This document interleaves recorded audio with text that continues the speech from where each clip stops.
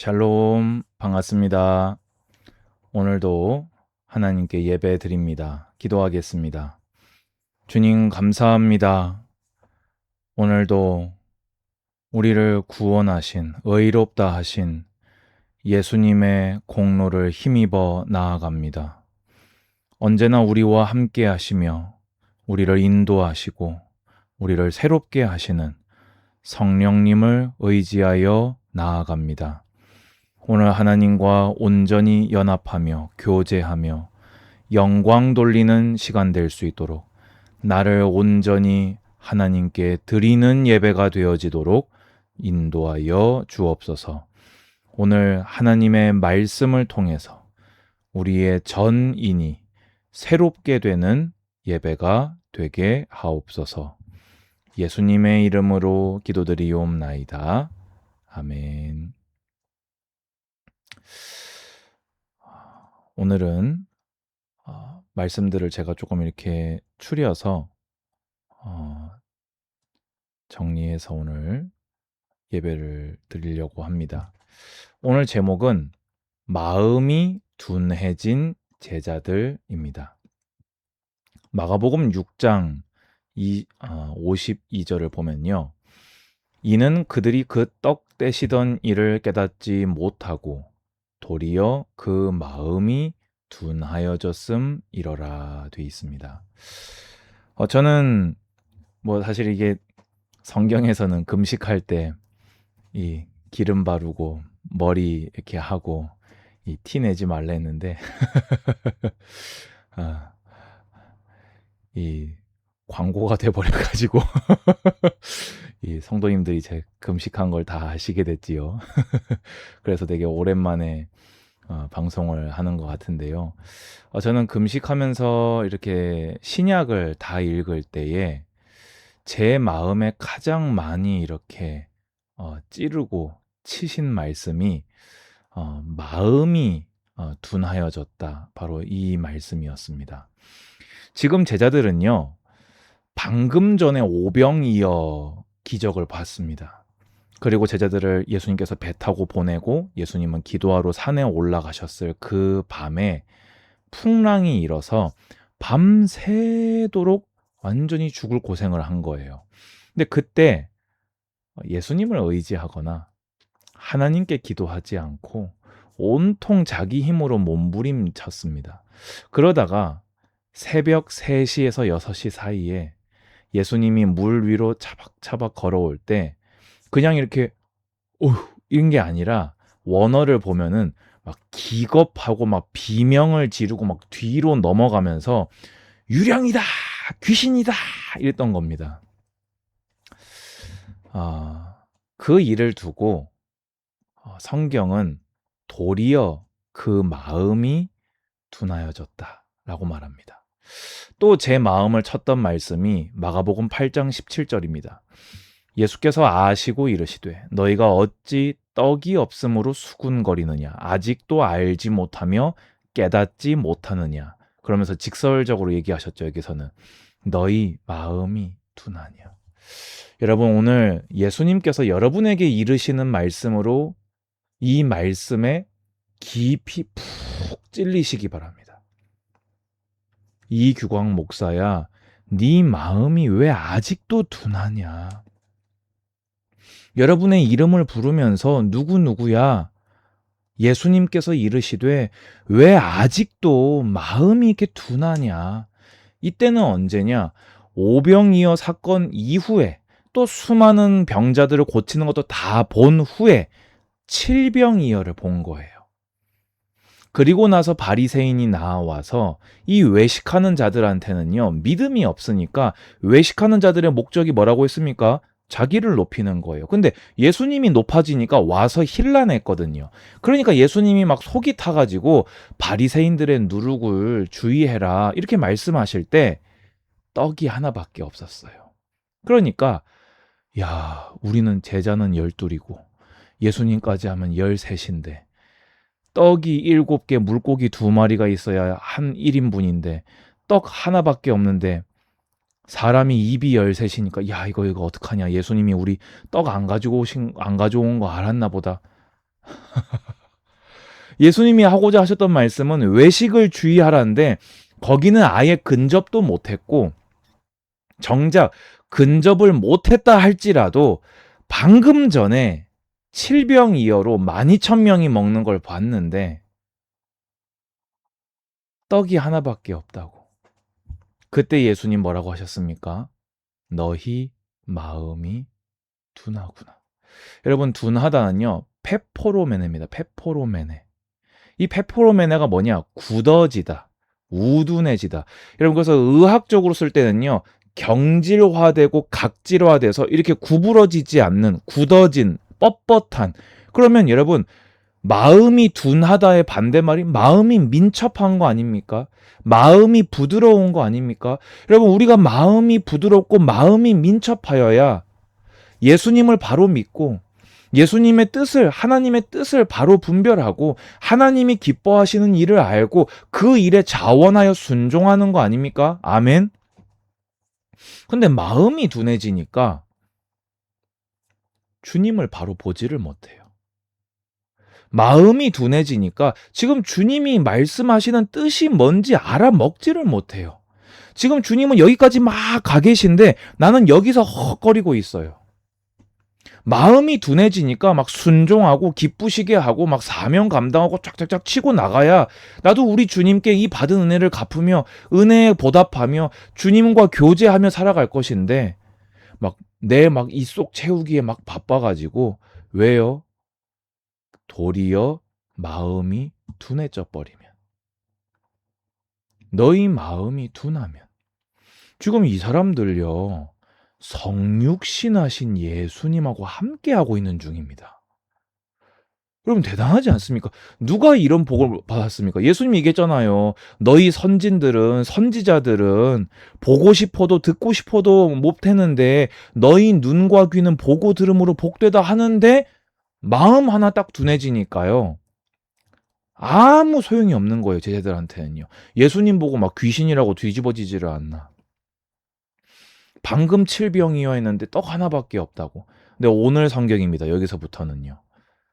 자, 예수님께서 변화산에 수제자들과 올라갔다가 내려오셨는데 막 싸우고 있는 거예요. 남은 제자들하고요. 왜 싸우냐고 하니까 귀신이 어디서든지 그를 잡으면 거꾸러져 거품을 흘리며 이를 갈며 그리고 파리해지는지라 내가 선생님의 제자들에게 내쫓아달라고 하였으나 그들이 능히 하지 못하더이다.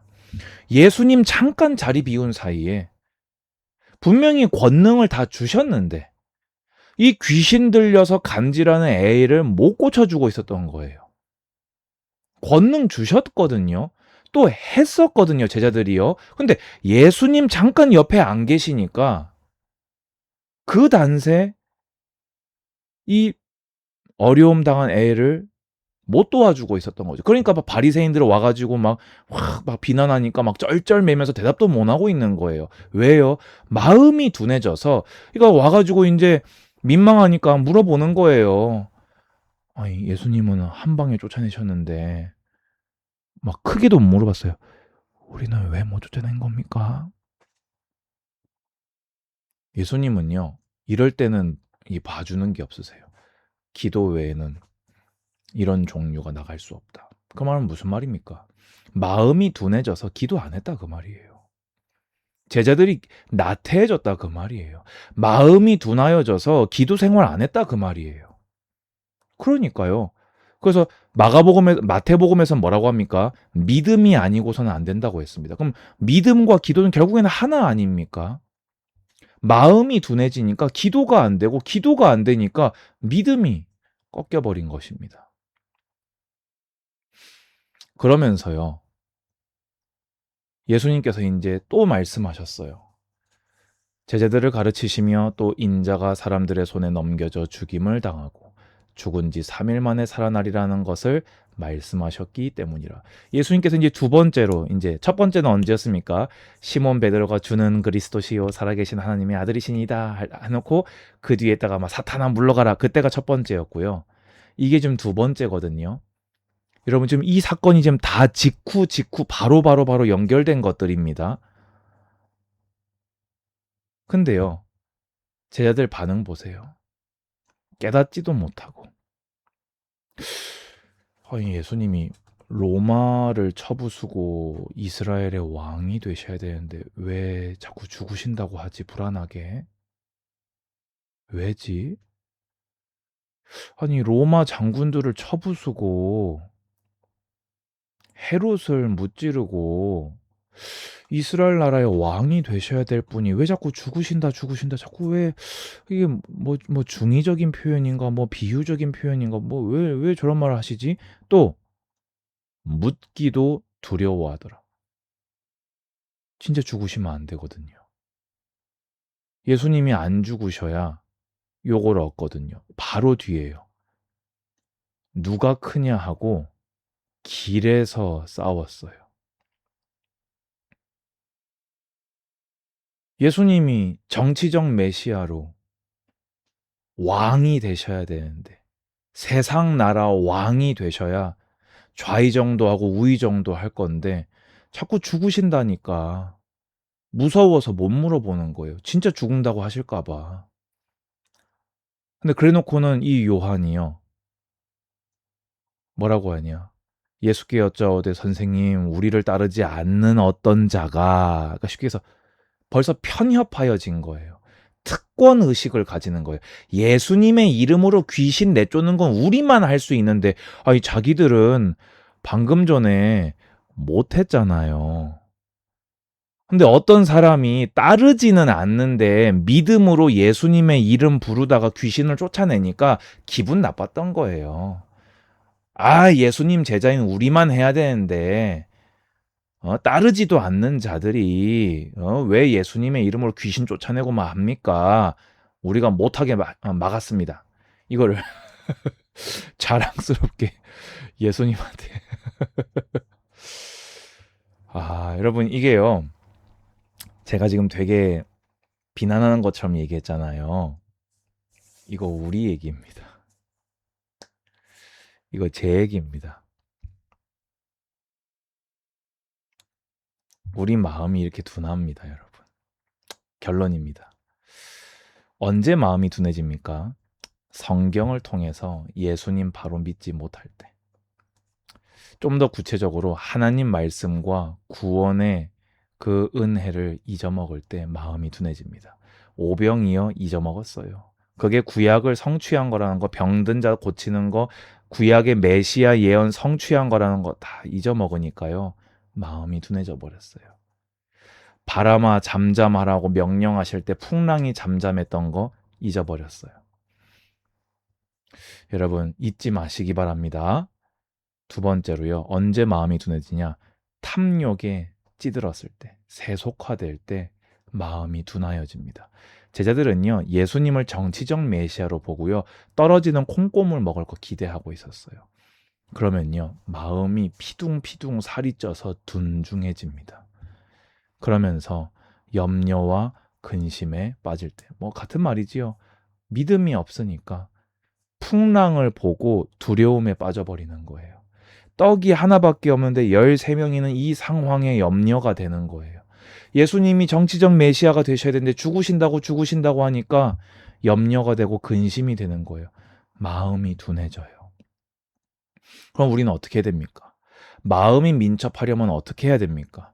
성경을 보시고 성경 그대로 믿으시기 바랍니다. 그래서 예수님께서 방금 전에 막 누가 크냐 싸우고 막 하지 못하게 말렸습니다 했을 때 누구든지 이 어린아이와 같은 자가 가장 큰 자다. 어린아이와 같은 자가 천국에 들어갈 자다. 어린아이가 누굽니까? 하나님 말씀을 말씀하신 그대로 믿는 자. 의심 없이 순수하게 하나님을 그대로 믿는 자. 아멘.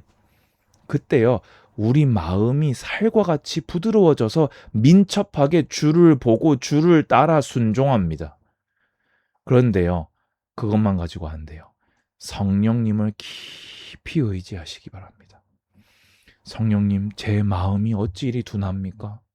저를 민첩하게 하옵소서. 딱딱해진 제 마음에 살과 같은 새 마음을 창조하여 주소서. 탐욕과 염려에 빠지지 않도록 경계하시기 바랍니다. 오늘 제자들의 모습이 내 모습입니다. 여러분 근데 한 가지 소망이 있습니다. 부활 승천하신 이후에 사도행전을 기억하십시오. 달라진 제자들의 모습을 기억하십시오. 이들이 내 모습이라면 그 모습도 내 모습이 될 것입니다.